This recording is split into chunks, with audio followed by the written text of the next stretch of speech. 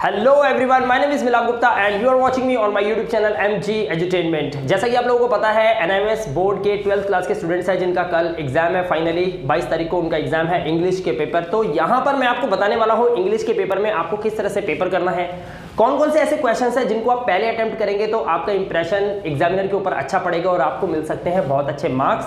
साथ ही आपके पेपर में क्या क्या आता है, किस तरह का फॉर्मेट होता है, ये सभी चीजें मैं इस वीडियो में कवर अप करने वाला हूं। तो आई होप कि आपको ये वीडियो पूरा एंड तक देखना है और वीडियो को लाइक और शेयर जरूर कीजिएगा और चैनल पे पहली बार आए हो तो सब्सक्राइब जरूर कर लीजिएगा। चलिए वीडियो को शुरू करते हैं। सबसे पहले मैं आपको बताने वाला हूं कि इंग्लिश का जो पेपर होता है वो 100 मार्क्स का लिखा होता है, बट एक्चुअली वो 100 मार्क्स का नहीं होता।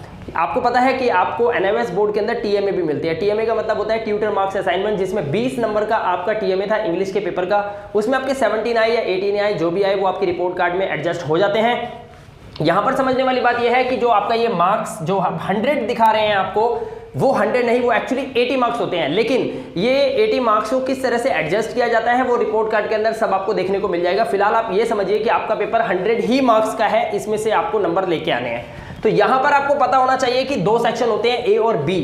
लेकिन यहां पर 2 सेक्शन के अंदर जो A और B होता है उसमें से रीडिंग और राइटिंग सेक्शन जो होता है ये आपका A में कन्वर्ट हो जाता है और जो बुक का सेक्शन होता है वो B सेक्शन होता है आपके क्वेश्चन पेपर के अकॉर्डिंग। तो अब व्हाट टू डू नेक्स्ट, यहां पर आपको समझना है कि रीडिंग सेक्शन के अंदर क्या होता है और राइटिंग सेक्शन में क्या क्या होता है और ये कितने मार्क्स का होता है, और सिर्फ बुक्स जो आप पढ़ते हो यानी कि जितने भी क्वेश्चन आंसर्स होते हैं और स्टैंजाज यानी कि आपकी जो पोएम्स होती है वो कितने मार्क्स की होती हैं। तो यहां पर देखिए, रीडिंग और राइटिंग को अगर हम प्लस कर देते हैं तो ये आपका जो टोटल मार्क्स बनता है वो होता है 60 मार्क्स। यानी कि आपका वेटेज कितने का हो गया, 60 मार्क्स का आपका रीडिंग और राइटिंग लेके चले जाते हैं, सिर्फ 2 सेक्शंस जो कि ग्रामर से रिलेटेड है, राइट। और सिर्फ हम बुक की बात करें तो सिर्फ ये 40 मार्क्स का अप्रोक्सीमेटली होता है। तो मैंने बिल्कुल एक्यूरेट तो आपको नहीं बताया, 1 नंबर इधर उधर 2 नंबर इधर उधर हो सकते हैं, बट जनरली आप समझ लीजिए कि बुक्स 40 मार्क्स का हो गया और 60 मार्क्स का आपका ग्रामर। कहने की बात पता है एक है, मैं इस वीडियो में आप तक एक मैसेज डालना चाहता हूं कि जिस बच्चे ने बुक्स बिल्कुल भी नहीं पढ़ी हैं वो पेपर में किस तरीके से बुक्स के क्वेश्चन आंसर्स और पोएम के स्टैंजास करके पास हो सकता है। साथ ही ये भी बताऊंगा कि 60 मार्क्स में से आप 60 आउट ऑफ 60 मार्क्स अगर लाना चाहो तो आज मैं इस वीडियो में वो भी सॉल्यूशन आपको बताऊंगा, राइट। आई होप कि आप इस वीडियो को बहुत लाइक करेंगे, पसंद करेंगे। लेकिन मुझे ये भी पता है कि काफ़ी सारे ऐसे स्टूडेंट्स हैं जो हिंदी और इंग्लिश के बिल्कुल कॉमन से पेपर में फेल हो जाते हैं। तो ये वीडियो स्पेशली मैं उन्हीं बच्चों को डेडिकेट करना चाहता हूँ। तो देखिए, सबसे पहले हम बात कर लेते हैं कि आपको रीडिंग में क्या क्या मिलता है। देखिए, रीडिंग का मतलब होता है पहले पढ़ना और उसके बाद उसका रिप्लाई करना। रीडिंग में आपको मिलते हैं चैप्टर्स के पैराग्राफ, यानी कि आपकी जो बुक है इसके कोई भी लेसन के किसी पर्टिकुलर पैराग्राफ को आपके क्वेश्चन पेपर में रखा जाता है और उसी में से कुछ क्वेश्चंस आपसे पूछ लिए जाते हैं। 5 से 10 नंबर का ये क्वेश्चन होता है। तो ये होता है चैप्टर्स का पैराग्राफ जो आपको 101% इस बार आपको कल पेपर में देखने को मिलेगा। इसके अलावा आपको मिलता है अनसीन पैसेज। अनसीन पैसेज क्या होता है? अनसीन का मतलब होता है जो कभी देखा ना गया हो। मतलब आपकी इमेजिनेशन चलेगी, एक पैराग्राफ आपके सामने लिखा होगा, वो किसी भी टॉपिक पे हो सकता है, आप कभी भी इसे प्री जज नहीं कर सकते कि इस टॉपिक पे आने वाला है, राइट, जब तक कि क्वेश्चन पेपर लीक ना हो जाए, और ऐसा कुछ हुआ नहीं है। तो यहां पर मैं आपको बता दूं कि अनसीन पैसेज में आपको क्या करना होता है। अनसीन पैसेज आपके सामने दे रखा होता है, ऊपर लिखा होता है read the following passage carefully, और उसके बाद नीचे उसके कुछ क्वेश्चंस होते हैं जिसमें ऑपोजिट वर्ड्स ढूंढने होते हैं। पैराग्राफ्स में से कुछ क्वेश्चंस पूछे जाते हैं जिसका आपको रिप्लाई करना होता है। बच्चे अक्सर इसको गलत तरीके से अटेम्प्ट करके आते हैं, जिसकी वजह से उनको अनसीन पैसेज यानी कि 15 नंबर के 2 अनसीन पैसेज आते हैं, जिसमें से बच्चा 5 नंबर भी सही से नहीं ला पाता।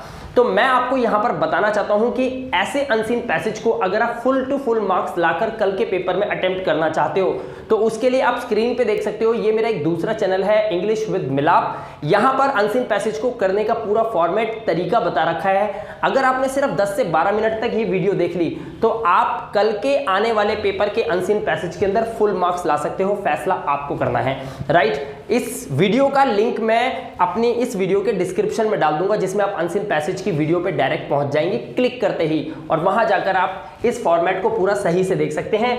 इसे देखने के बाद आप चैप्टर के पैराग्राफ को और अनसीन पैसेज के पैराग्राफ को दोनों को बहुत अच्छे से अटेम्प्ट कर पाओगे। अगर आपने ये कर लिया तो 15 से 20 मार्क्स तो आपको यहीं मिल गए, राइट। अब चलते हैं राइटिंग सेक्शन की तरफ। राइटिंग सेक्शन के अंदर क्या होता है, आर्टिकल या रिपोर्ट आपको आ जाती है। जो कि आपको पता है 6 से 8 नंबर की आती ही आती है और हर बार आती है। ये आपके इंग्लिश के क्वेश्चन पेपर का एक बहुत बड़ा मेजर पॉइंट है, राइट। इसके अलावा लेटर आनी ही आनी है, जो भी 8 से 10 नंबर की भी हो सकती है या फिर 6 से 7 नंबर की भी हो सकती है। तो आप मान के चलिए लेटर भी आपको आने वाली है। 15-20 नंबर तो आपको यहीं पे ये हो गए, 20 नंबर आपने यहां लिए थे। साथ में आपको एक पर्टिकुलर टॉपिक दिया जाता है, 3 या 4 टॉपिक दिए जाएंगे जिसमें से किसी एक पर आपको पैराग्राफ राइटिंग करनी होती है। तो अब आपको क्वेश्चन बनता है कि सर आर्टिकल कैसे लिखते हैं, रिपोर्ट कैसे लिखते हैं, लेटर कैसे लिखते हैं, पैराग्राफ राइटिंग कैसे करेंगे। कुछ ग्रामर के फिलअप्स आ जाते हैं, ये आपको करने होते हैं। हो सकता है आपसे कुछ टेंसेस से रिलेटेड सेकंड फॉर्म वर्ब की, फर्स्ट फॉर्म वर्ब की, कहाँ पे वॉज वर्ब का यूज होता है, कहाँ पे वर्ब के साथ आईएनजी आती है, वर्ब की थर्ड फॉर्म, फोर्थ फॉर्म, ऐसे कुछ फिलअप्स आ जाते हैं जो आपको अकॉर्डिंग टू द सिचुएशन उस पैराग्राफ के आपको वो फिल करने होते हैं। तो इसके लिए भी कुछ वीडियोस अवेलेबल है, मैं आपको बताता हूँ क्या करना है। साथ में एक्टिव पैसिव से रिलेटेड भी एक छोटी सी 4-5 लाइनों का आपको क्वेश्चन मिल जाता है जिसमें आपको एक्टिव एंड पैसिव में कन्वर्ट करना होता है, राइट। तो एक्टिव इनटू पैसिव कैसे करना है, आर्टिकल, रिपोर्ट, लेटर, पैराग्राफ, जबरदस्त वीडियोस मैंने इस पर बना रखी है। मेरे इंग्लिश का चैनल है इंग्लिश विद मिलाप, यूट्यूब पर सर्च कीजिए इंग्लिश विद मिलाप। जी हाँ दोस्तों, आपको सर्च करना है इंग्लिश विद मिलाप। आपको ये सर्च करना है, कहां पे सर्च करेंगे आप इसको करेंगे सर्च यूट्यूब पर। आप इसे यूट्यूब पर सर्च करें और सर्च करने के बाद आपको ये तमाम वीडियोस मिल जाएंगी जिसमें article, report, letter, paragraph, fill ups और एक्टिव पैसिव किस तरीके से सॉल्व किए जाते हैं। एक 12th स्टैंडर्ड का बच्चा बहुत easily full to full marks ला सकता है अगर वो इंग्लिश विद मिलाप चैनल पे आप विजिट करते हो, यूट्यूब पे सर्च करके। वहां पर आपको अनसीन पैसेज की भी एक वीडियो मिलेगी जिसमें अनसीन पैसेज को किस तरह से अटेम्प्ट किया जाता है ताकि आपको फुल मार्क्स मिल जाए, वो वीडियो भी यहां पर बनी हुई है। ये जो आपने सेटअप जो मैंने आपको तैयार करके दिया है अपने इस चैनल पे, इन सभी वीडियोस के लिंक भी मैंने इस वीडियो के डिस्क्रिप्शन में दे रखे हैं। आप वहां से जाके तसल्ली से सभी वीडियोस 1 to 1 देख सकते हैं। बहुत अच्छे और फुल मार्क्स आपको आ जाएंगे, राइट। यहां पर ये वीडियो को मत छोड़िएगा, इन वीडियो को देखने के बाद आपके 60 मार्क्स तो डन हो गए। अब यहां पर बात कर लेते हैं बुक्स की। अगर आपने बुक्स पढ़ी है या बुक्स आपने नहीं पढ़ी हैं, लेकिन फिर भी मैं गारंटी देता हूं कि अभी से भी अगर आप पढ़ना शुरू करते हैं इस वीडियो को देखने के बाद, कम से कम 4 से 5 घंटे आपको मुश्किल से लगेंगे। आप चाहो तो ये पूरे 40 मार्क्स में से कम 35 मार्क्स तो ला ही सकते हो। क्या करना होगा, क्वेश्चन आपको लॉन्ग भी आते हैं, शॉर्ट भी आते हैं, जो आपके चैप्टर्स में से होते हैं। पोएम्स में से कोई भी एक स्टैंजा उठा लिया जाता है। अब इतना टाइम तो आपके पास नहीं है कि पोएम्स को आप समझ सको, तो पोएम को कम से कम हिंदी में तो पढ़ सकते हो। उतना अगर आप पढ़ लोगे, आई होप कि आप बहुत अच्छे से पोएम के स्टैंजास में से पूछा गए क्वेश्चंस के आंसर आराम से दे पाओगे। हिंदी पढ़ लीजिए इसकी, आप इसकी क्या करोगे, आप इसकी हिंदी स्टडी कर लीजिएगा पोएम की, राइट। साथ में क्वेश्चंस का बता रहा हूं मैं आपको, 5 लेसन्स बता रहा हूं, इन सिर्फ 5 लेसन्स को आप सही से पढ़ लो। यूट्यूब पे बहुत सारी वीडियोस हैं जिसमें अलग अलग चैप्टर्स आपको बताए गए हैं। मैं आपको सिर्फ 5 चैप्टर्स दे रहा हूं, इनको पढ़ लीजिए। आपका लॉन्ग क्वेश्चन पक्का फंसेगा और आप 40 में से कम 35 मार्क्स आराम से लेके आ जाओगे। आपको माय फर्स्ट स्टेप इस लेसन की हिंदी में समरी और कोई भी एक जो जिसमें आता है ना कि इस पूरे लेसन का जो सारांश होता है उसकी जो समरी होती है, उस समरी को एक बार पढ़ लेना। माय फर्स्ट स्टेप को आप पेपर आराम से कर लोगे, ये क्वेश्चन हो जाएगा। लीजर के पूरी समरी को पढ़िए। आपको करना क्या है, आपको कुछ नहीं करना है, इनकी समरी पढ़नी है। ध्यान रखना, आपको इनकी समरी पढ़नी है, बस आपको इनकी समरी पढ़नी है। The tiger in the tunnel, इसको पढ़ लीजिए, right. I must know the truth, इसको आपको सही से पढ़ना है। और इफ आई वर यू, ये 5 लेसन है। इन 5 लेसन को सही से स्टडी कर लीजिए और साथ में पोएम्स की हिंदी पढ़ लीजिए। 4-5 पोएम है, ये आप कवर अप कर दोगे। आई एम डैम श्योर कि 40 मार्क्स में से कम 35 मार्क्स आप यहां पर लेके आ जाओगे। साथ में इन वीडियोस को देख लो सही से। वीडियो के डिस्क्रिप्शन में सभी वीडियोस दे रखी हैं, इनके लिंक्स हैं। आर्टिकल का, रिपोर्ट का, लेटर का, सबका फॉर्मेट समझना है। ध्यान रखना, आपको इनका फॉर्मेट समझना है। और जिस पर मैंने ये लेटर बताया है, आर्टिकल बताया, अगर वही आपके क्वेश्चन पेपर में आ जाता है फिर तो भाई आपकी बल्ले बल्ले हो जाएगी। लेकिन अगर उससे मिलता जुलता आता है तो फॉर्मेट को समझना, फॉर्मेट कैसे लिखा जाता है। बस वीडियोस में जाके फॉर्मेट को सही से देख लीजिए। बहुत सारे हजारों बच्चे उस वीडियोस पे टूट पड़े हैं। मैंने जब से इंग्लिश पे वीडियो डाली है वो टूट पड़े हैं और उन वीडियोस को तसल्ली से देख रहे हैं और उनको बहुत पसंद भी आ रही है, काफी सारे लाइक्स आ रहे हैं। तो आप भी जाइए अभी फटाफट इन वीडियोस को देख लीजिए। चैनल अच्छा लगे तो सब्सक्राइब भी कर लेना। मैं वहां उस चैनल पे भी आप लोगों को इंग्लिश स्पोकन क्लासेस दे रहा हूं। साथ ही आपको यही बताना चाहूंगा कि इंग्लिश में 100 मार्क्स की कवरेज करने के लिए आपको बुक्स को भी कवर अप करना पड़ेगा।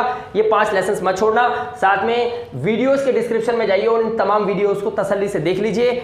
YouTube पे सर्च कीजिए इंग्लिश विद मिलाप और वहां जाके ये सारी वीडियोस देख के बड़े आराम से इंग्लिश के पेपर में पास हो जाओगे आप।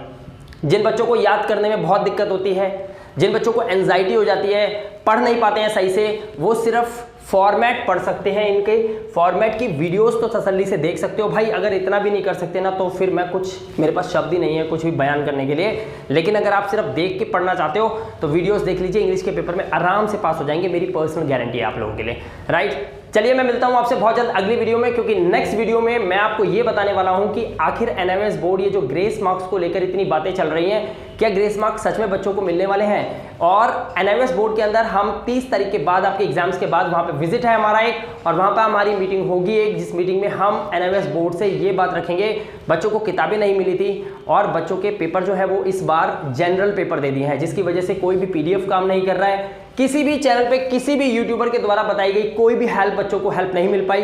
टीचर्स द्वारा बताए गए क्वेश्चन आंसर्स भी बच्चों को हेल्प नहीं कर पाए, जस्ट बिकॉज कि बच्चों ने इंपॉर्टेंट पढ़ लिया ज्यादा, लेकिन जनरल क्वेश्चन आंसर आ गए इस बार, यानी कि जनरल क्वेश्चंस पूछे जा रहे हैं, जिसकी वजह से बच्चे पेपर नहीं कर पा रहे। तो प्लीज आगे के जितने भी पेपर रह गए हैं आप उनमें सिर्फ जनरल पढ़ाई कीजिए। कहने का मतलब है बुक्स जो लेसन है उसकी समरी को पढ़ लीजिए, लेसन को अंडरस्टैंड कीजिए सही से, आप आराम से पूरा पेपर कर पाएंगे। बहुत जल्द मिलूंगा अगली खबर के साथ कि आपको ग्रेस मार्क्स मिल रही है, और मिल रही है तो किन बच्चों को मिल रही है, किस आधार पर मिल रही है, ये सभी नेक्स्ट वीडियो में मैं कवर करने वाला हूं। मिलूंगा आपसे अगली वीडियो में, तब तक के लिए अपना ध्यान रखिए, सुरक्षित रहिए। Thank you very much and have a good day.